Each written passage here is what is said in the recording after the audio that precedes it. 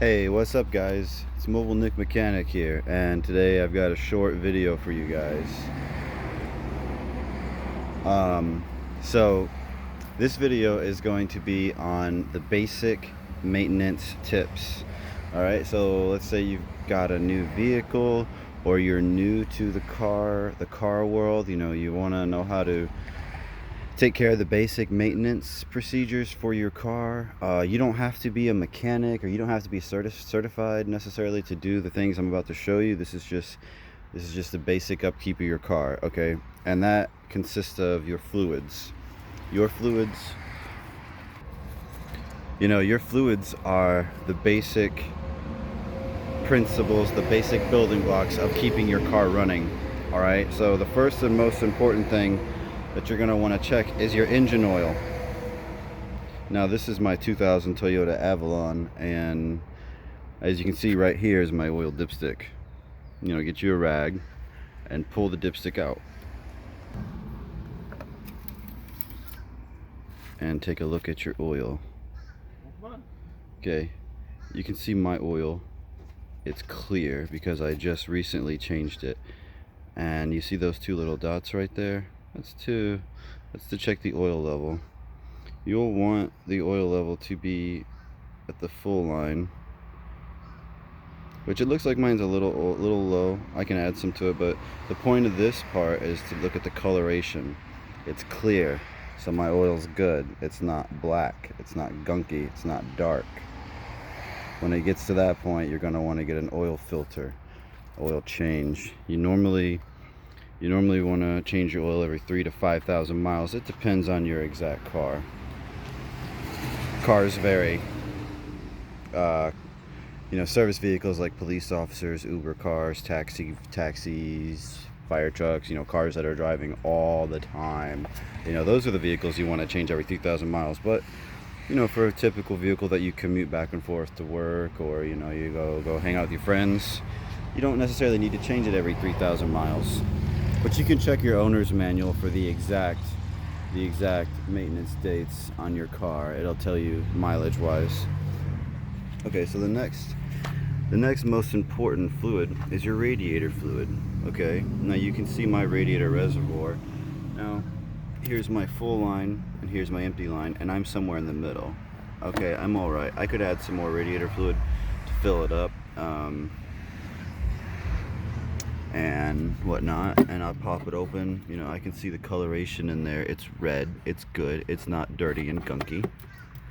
So keep an eye on your radiator fluid. If you run out of radiator fluid, your car can and probably will overheat and you'll blow your engine, which you don't want to do that. If you're absolutely broke and you can't afford radiator fluid, you can put water in here. Water works just as well to cool your engine, but the reason why it's called antifreeze is because this fluid will not freeze up. Now if you're using water in a cold environment, up north somewhere, Canada, something like that, and it freezes, the water freezes, it's gonna crack your engine block. But if you're down in Florida or somewhere where it doesn't get cold very often, or it's during the summertime, use water to save money, you're fine. But don't forget about the cold temperatures. Okay? Another very important fluid is your brake fluid. I'm sorry, your power steering fluid. You pop it open, take a look at it. Again, you want to check for the full. You want to make sure your fluid is pretty close to being full. You don't want to run out of fluid. Power steering fluid is what allows you to turn your steering wheel without it being very, very difficult. Another important fluid that I just brought up earlier, your brake fluid. You need brake fluid for your master cylinder to depress in your calipers and allow your brakes to work properly. As you can see, I'm full. There's the empty, the full. I'm almost full. I'm fine. You can see my fluid, it's clear. It's not dirty, it's not gunky, so my fluid is good. And besides gas that you need to drive, these are the most important fluids that you want to maintain. If you maintain the coloration, the fluid level, your vehicle will have a very good chance of lasting for a long time. And you need to know what kind of oil you're going to put in your car, right there on the cap. 5W30. Most 4-6-cylinder engines use 5W30. 5W30 explains the viscosity, the thickness or thinness of your oil. I highly recommend you buy the proper oil. If you don't know what kind of oil your vehicle needs, Google it or ask a parts guy at a parts store. They'll look it up for you. And of course, right here too is your transmission fluid. Transmission fluid is something we rarely ever change. I think it's like 100,000 miles or so.